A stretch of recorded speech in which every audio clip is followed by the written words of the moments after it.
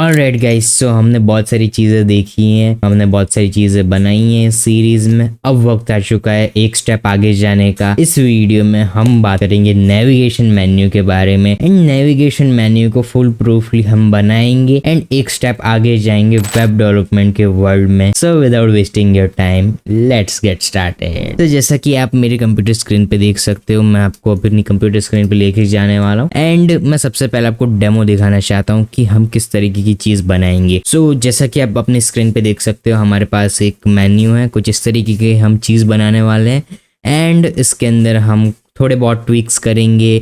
इधर ये जो होम, अबाउट, कॉन्टैक्ट अस वाली जो चीज़ें हैं उनको भी हम सेटल करेंगे एंड मैं आपको बताऊंगा कि उनके लिए आप किस तरीके से अलग अलग पेज क्रिएट कर सकते हो। तो वापस आ जाएं अपने कोड एडिटर के अंदर। फिर हम सबसे पहले एक बेसिक HTML कोड लिखेंगे एंड इधर मैं लिखता हूँ नेविगेशन लिखने के बाद मैं वापस आ जाता हूँ बॉडी के अंदर। अब बॉडी के अंदर हम सबसे पहले क्या डालेंगे, अभी तक हम जो कोड लिख रहे थे वो जस्ट हम एलिमेंट्स बना के लिख रहे थे, ठीक है, बट अभी हम एक फुल प्रूफ नेविगेशन बार बनाना चाहते हैं तो हमें सबसे पहले हेडर लिखना होगा। सो अगर आपको हेडर के बारे में नहीं पता है तो आपको मेरी जो HTML की सीरीज है उसको फॉलो करना चाहिए एंड उसके अंदर मैंने हेडर के बारे में आपको बताया कि हेडर क्या होता है। बेसिकली ये आपके SEO को अच्छा करता है एंड सर्च इंजन को ज़्यादा ऑप्टिमाइज रखता है आपके, एंड कुछ और भी चीज़ें करता है जो कि मैंने उस वीडियो में डिटेल में बताया था, आप जाकर उसको चेकआउट कर सकते हो, ठीक है। अब जैसा कि हम एक नेविगेशन बनाने वाले हैं, नेविगेशन पैनल बनाने वाले हैं, तो हमें इधर नैव तो लिखना पड़ेगा।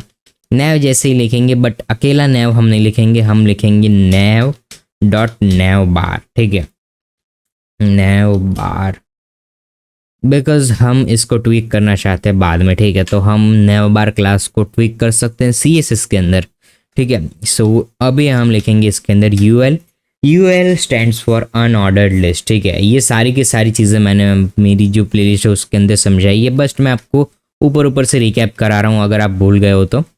UL के अंदर हम एक लिस्ट बनाएंगे। अब लिस्ट क्यों बनाएंगे, बिकॉज जो हमारे ऑप्शंस होते हैं just like home, about and उसके बाद ब्लॉग्स में भी, और वीडियोज़ और ब्लॉग्स होती हैं, या फिर सर्विसेज ले लो आप, एंड जो लास्ट होता है वो हमारा होता है कॉन्टैक्ट अस।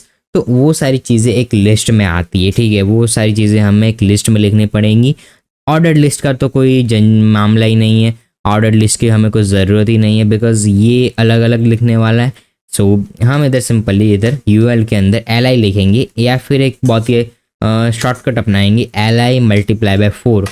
इससे हमारे पास 4 LI आ जाएंगे एंड 1 बाय 1 हम सब में लिख सकते हैं होम, अबाउट। अभी के लिए मैं इधर ब्लॉग्स लिख रहा हूँ, बट ये टोटली आप पे डिपेंड करता है आपको क्या लिखना है, थर्ड जो आपका ऑप्शन है वो। एंड उसके बाद हमारा जो मेन आता है वो होता है कॉन्टैक्ट अस, ओके। सो ये थोड़ा सा मैं स्मॉल कर दूँ, कॉन्टैक्ट अस, ओके। सो गोल पे क्लिक करते हैं एंड देखते हैं कि किस तरीके का ये दिख रहा है। सो ये खुल चुका है एंड आई नो कि आपको क्या फीलिंग आ रही होगी, ये बिल्कुल भी अच्छा नहीं दिख रहा है बट हम इसको वीडियो के एंड में कुछ इस तरीके का बना देंगे, तो प्लीज़ वीडियो को पूरा देखना, नहीं तो फिर आपको पता ही नहीं चलेगा कि हमने किस तरीके से इस तरीके के दिखने वाली चीज़ को हमने कुछ इस तरीके का बनाया है, ठीक है। सो वापस आ जाएं इधर एंड सबसे पहले हम क्या करेंगे, सबसे पहले हम एक स्टाइल टैग को डालेंगे, या फिर हम एक अलग CSS फाइल भी बना सकते हैं, तो अलग CSS फाइल भी बना दे। एक स्टेप इसके अंदर भी हम आगे चले जाएंगे, तो style.css, एंड ये इसलिए बिकॉज वर्क फ्लो थोड़ा इजी रह जाए, ये पूरी HTML फाइल मेरी मिक्स ना हो जाए, इसलिए मैं इसका यूज़ करता हूँ एंड आप अपने प्रेफरेंस को यूज़ कर सकते हो। सो मैं इधर क्या करूँगा, टाइटल के नीचे लिंक :CSS लिखूँगा एंड ये आपको एक स्टाइल शीट का लिंक दे देगी एंड इधर इसका नाम है style.css। हमारा भी जो फाइल का नाम है वो ये style.css, तो हमें कोई दिक्कत होने नहीं वाली है। हम इधर आ जाते हैं। फर्स्ट थिंग हमें क्या करनी है, फर्स्ट थिंग जो हमें करनी है वो बैकग्राउंड कलर देना है। अब बैकग्राउंड कलर क्यों देना है, बिकॉज हमें देखना पड़ेगा कि हमारे जो ये एलिमेंट्स हैं वो कितनी जगह घेर रहे हैं। तो वापस आ जाए इधर एंड मैं आपको दिखाता हूँ कि मैं किसके बारे में बात कर रहा हूँ। अगर मैं इधर राइट क्लिक करके इंस्पेक्ट करूँ तो ये देखो, ये जो हमारा नैव है वो कितनी जगह घेर रहा है, ये इतनी जगह घेर रहा है अभी। तो हमें इसको प्रैक्टिकली देखने के लिए इधर एक बैकग्राउंड कलर ऐड करना होगा, तो जस्ट हम बैकग्राउंड एक कलर ऐड कर देते हैं इधर। तो मैं इधर लिखता हूँ .navbar एंड इसके बाद इसको कुछ इस तरीके से लिखेंगे हम डॉट नेव बार एंड इसके अंदर हम बैकग्राउंड कलर लिख देते हैं यार, कलर, ताकि स्पेसिफाई रहे हमारा आर्ग्यूमेंट। एंड एक अच्छा सा मैं कलर ले लेता हूँ ब्लैक, ठीक है, या फिर कोई और ले सकते हो। तो मैं कंट्रोल स्पेस करना चाहूँगा इस टाइम पे ताकि हमें कुछ ऑप्शंस मिले। एंड हर बार की तरह मैं कुछ इस तरीके का कलर लूँगा, ग्रे टाइप का। एंड इसको हम चेंज कर सकते हैं, थोड़ा सा मैं ब्लूइश टाइप का ले जाना चाहता हूँ एंड थोड़ा सा ग्रे रखना चाहता हूँ। वापस से जाके देखते तो ये देखो ये कुछ इस तरीके का आ चुका है। सो अभी हमें पता चल चुका है कि हमारी जो ये वेबसाइट है या फिर हमारा जो नेविगेशन पैनल है वो कितनी जगह घेर रहा है, ठीक है। अब सेकंड प्रॉब्लम ये है कि हमें ये जो इस तरीके का आ रहा है, हमें सबसे पहले ये जो डॉट्स हैं इनको निकालने हैं एंड उसके बाद ये जो इस तरीके का ऊपर नीचे आ रहा है उनको साइड में लिटाना है इस तरीके से एक्स साइड पे लिटाना है। वो किस तरीके से करेंगे उसके लिए भी हम देखते हैं।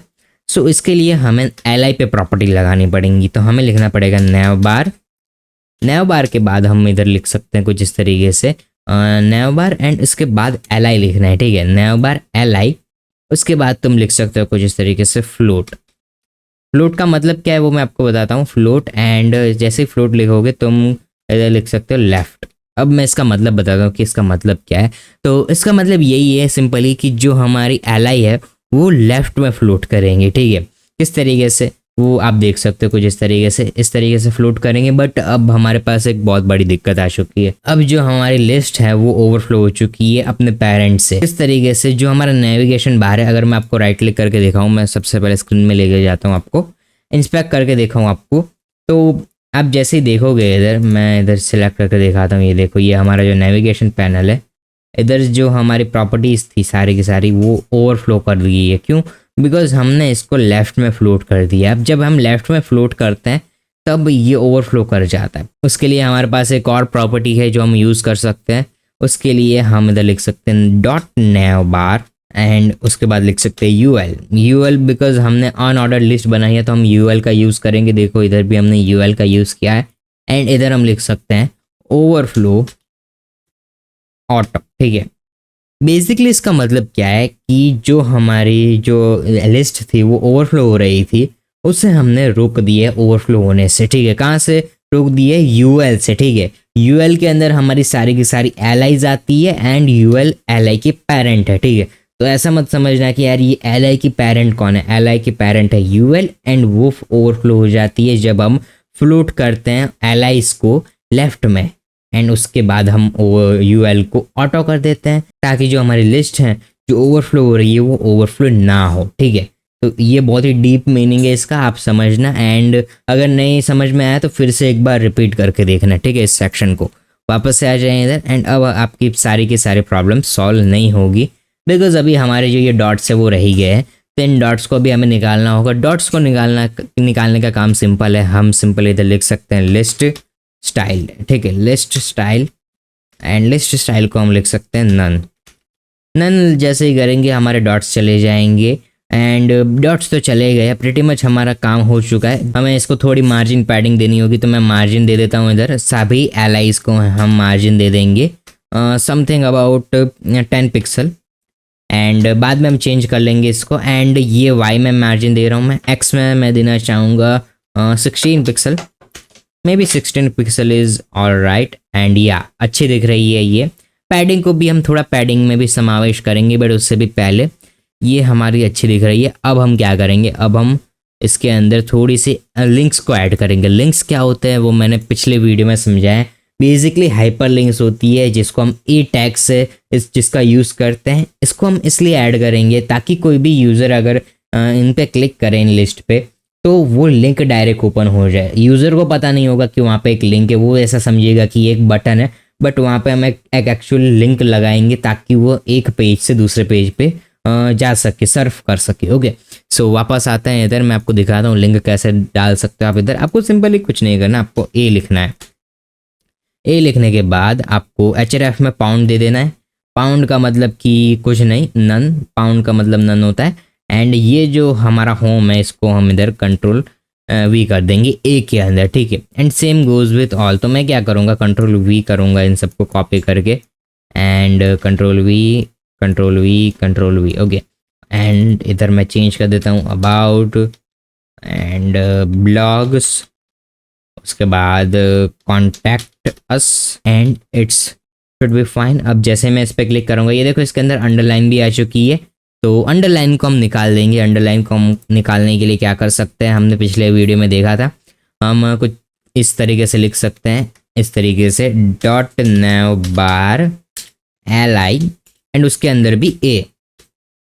यानी कि मैं ये कहना चाहता हूँ कि जो हमारे नैव बार क्लास है जिसके अंदर यूएल है, उसके अंदर एल आई है एंड उसके भी अंदर जो ए है उसके ऊपर प्रॉपर्टी लगनी चाहिए।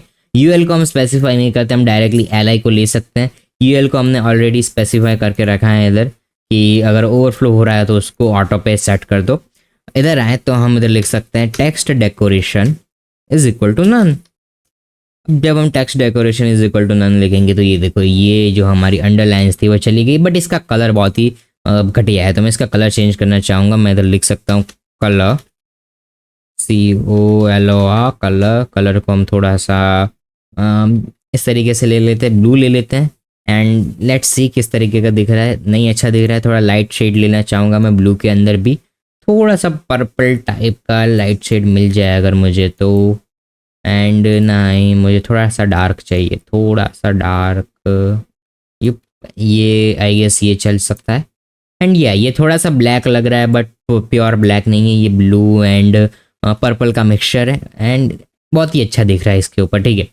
सो ये आप अपने हिसाब से कर सकते हो। एक और चीज़ यार मैं करना चाहूँगा यार, एंड वो बहुत ही अच्छी चीज़ है, आप करोगे तो आपको बहुत ही मज़ा आएगा। आपको लिखना है सिंपली बॉर्डर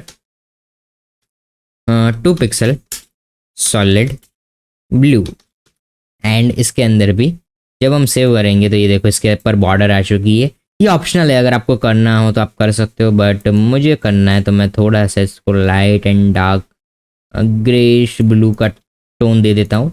एंड ये बहुत ही अच्छा लग रहा है। बॉर्डर रेडियस भी मैं देना चाहूँगा, border radius 20 pixel and it should be good enough, बहुत ही अच्छा दिख रहा है। एंड आप कलर्स को चेंज कर सकते हो, ठीक है। अब मैंने स्टार्टिंग से ही ब्लू लाइनअप ली है तो मैं थोड़ा सा उस टाइप का कर रहा हूँ एंड इसका कलर मेरे को थोड़ा सा सुधारना पड़ेगा। मेरे को लगता है इसका कलर थोड़ा सा कुछ इस तरीके का, पर्पल से थोड़ा सा आगे हल्का सा एंड थोड़ा सा ब्लू के साइड में लेके चलते हैं इसको। एंड ये अच्छा दिख रहा है एंड ये अच्छा दिखेगा हमें, बहुत ही अच्छा दिख रहा है। फिर उसके टेक्स्ट कलर को भी हम चेंज कर सकते हैं, बट मैं कुछ इस तरीके का लाइट कलर चाहता हूँ ताकि जो हमारा टेक्स्ट है वो दिखे, छुप ना आ जाए। देखो अभी हमारा टेक्स्ट थोड़ा छुप जा रहा है इसके डार्क टोन की वजह से, तो मैं इसको थोड़ा लाइट साइड ऊपर ले जाता हूँ। एंड ये टोटली आप पे डिपेंड करता है आपको किस तरीके का टोन चाहिए, किस तरीके का टोन को आप सिलेक्ट करते हो। एंड बस आपको इस बात का ध्यान रखना है कि जो आपका टेक्स्ट होता है एंड जो आपके बैकग्राउंड कलर होता है वो दोनों अलग दिखने चाहिए। ऐसा नहीं होना चाहिए आपके बैकग्राउंड कलर भी ब्लैक दिख रहा है, टेक्स्ट भी ब्लैक दिख रहा है, आपको सामने वाले को कुछ दिख ही नहीं रहा कि टेक्स्ट है कि बैकग्राउंड कलर है, ऐसा नहीं तो होना चाहिए। जो आपका टेक्स्ट है, जो आपका फोरग्राउंड कलर है वो थोड़ा सा बैकग्राउंड से अलग आना चाहिए, ठीक है। एंड उसके लिए आप कॉन्ट्रास्ट रेशो वगैरह भी चेक कर सकते हो ऑनलाइन जाके कि कॉन्ट्रास्ट मैच कर रहा है कि नहीं, कलर भी, बहुत सारी और भी चीज़ें आती है यार ऑनलाइन, आप चेकआउट कर सकते हो उसको। एंड वापस आए इधर, सो प्रेटी मच हमारा पिछले जब हमने स्टार्ट किया था उससे तो बहुत ही अच्छा दिख रहा है। एंड इसके अंदर आपको लिंक्स मिल चुकी हैं। एंड एक और चीज़ मैं बताना चाहता हूँ कि आप किस तरीके से इसको सर्व कर सकते हो। मान लो मैं एक पेज बनाता हूँ about.html, ठीक है। मैं लिखता हूँ about.html एंड ए को थोड़ा स्मॉल कर देते हैं एंड इसके अंदर मैं थोड़ी चीज़ें लिखता हूँ, जस्ट लाइक पहले तो बेसिक कोड लिख दिया, अबाउट पेज, इधर आ जाते हैं एंड H3 लिखता हूँ मैं थोड़ा सा एंड इधर लिखता हूँ दिस इज और अबाउट पेज। ये जस्ट मैं लिख रहा हूँ, आप बाद में बहुत ही अच्छी शायरीज वगैरह लिख सकते हो, बट अभी जस्ट आपको दिखाने के लिए कि किस तरीके से आप सर्व कर सकते हो एक पेज से दूसरे पेज तक, वो मैं आपको दिखाना चाहता हूँ। तो अगर मैं इधर href में आऊँ, मैं इधर लिखूँ /about.html, सेव करो इसको एंड इधर जाऊँ अबाउट पे, जैसे मैं क्लिक करूँगा तो ये देखो दिस इज और अबाउट पेज एंड ये जो टेक्स्ट है वो आ चुका है, ठीक है। जैसे ही बैक करूँगा तो ये देखो ये कुछ इस तरीके से आ चुका है। वापस से होम पे क्लिक करूँगा तो कुछ नहीं होगा। होम पे क्लिक करने से लिए मैं एक काम करता हूँ, मैं इधर इसको स्लैश दे देता हूँ। स्लैश का मतलब होता है index.html एंड आप लिख भी सकते हो, एंड अगर आप नहीं लिखोगे तो आप स्लैश जैसे ही दोगे तो ये ऑटोमेटिकली समझ जाएगा। अगर आप इधर क्लिक करोगे तो ये देखो ये index.html पे ले आ रहा है। सो इससे आप अच्छे से रिफ्रेश कर सकते हो। ये अबाउट पे है, वापस आप इंडेक्स पे आ सकते हो, ब्लॉग के लिए आप बना सकते हो, कॉन्टैक्ट अस के लिए बना सकते हो। एंड ये प्रैक्टिस रहेगी आप लोगों की कि आप ब्लॉग और कॉन्टैक्ट अस के लिए एक पेज बनाओ एंड उसके अंदर अच्छी अच्छी चीज़ें डालो यार। ब्लॉग के अंदर आप ब्लॉग पोस्ट डाल सकते हो, अपनी लिख सकते हो, देन उसको स्टाइलाइज कर सकते हो। मैंने इतनी CSS तो आपको बता ही दी है, जिससे आप एक पैराग्राफ को, एक एलिमेंट को जिसके अंदर एक हेडिंग हो एंड उसके बाद एक पैराग्राफ हो, उसको एडिट कर सको, एक अच्छा सा फॉर्मेट दे सको उसको। तो आप इस तरीके से कर सकते हो, ठीक है। इसके साथ वापस आए अदर, सो कुछ इस तरीके से आप एक नेविगेशन बना सकते हो एंड इसका कलर वलर आप सब अपने हिसाब से चेंज कर सकते हो। सर्च बार अभी हम नहीं देखेंगे सर्च बार क्या होता है, सर्च बार के लिए हम बाद में एक नई वीडियो में बात कर लेंगे सर्च बार के लिए। बट ये अच्छा दिख रहा है वैसे, ठीक है, पहले से तो बहुत ही अच्छा दिख रहा है। एंड साथ ही साथ आप इसके नीचे भी कुछ कंटेंट ला सकते हो, जस्ट लाइक कि मैं लिख सकता हूँ इधर index.html में आके हेडर के बाद मैं इधर कुछ इस तरीके से मेन लिख सकता हूँ। मेन भी एक टैग होता है HTML के अंदर, जो कि मैंने बताया आपको। आपको सिंपली जैसे इधर लिखना होता है मेन।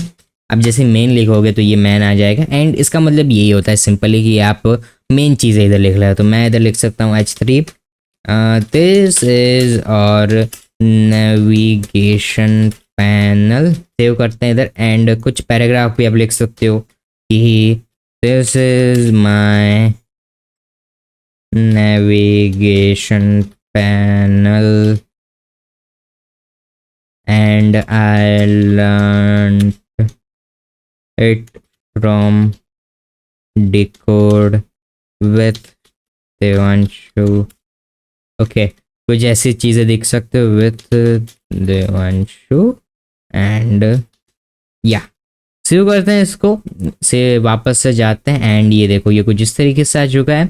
इसको भी स्टाइलाइज कर सकते हो। तो ये भी एक प्रैक्टिस में देता हूँ कि ये जो मेन के अंदर आप कुछ भी लिखो, पैराग्राफ लिखो, वीडियो डालो, जो भी चीज़ें आपको डालनी हो करो, बट उसको भी स्टाइलाइज करो एंड इसकी जो थीम है, ये जो थीम है उसके जैसा बनाओ, ठीक है। सो आई होप कि आपको ये वीडियो अच्छा लगा होगा एंड अगर आपको ये वीडियो अच्छा लगा तो please like share and subscribe करना मत भूलना। एंड अगर आप चैनल पर नए हो तो प्लीज़ प्लीज़ प्लीज़ इस प्लेलिस्ट को एक्सेस कर लेना। इस प्लेलिस्ट के अंदर आपके लिए बहुत सारी और भी चीज़ें हैं सीखने को। एंड साथ ही साथ बेल नोटिफिकेशन ऑन कर देना मेरे नए वीडियोस के अपडेट के लिए। एंड मैं मिलूंगा आपसे किसी नए वीडियो में किसी नए टॉपिक के साथ। तब तक के लिए स्टे ट्यून्ड।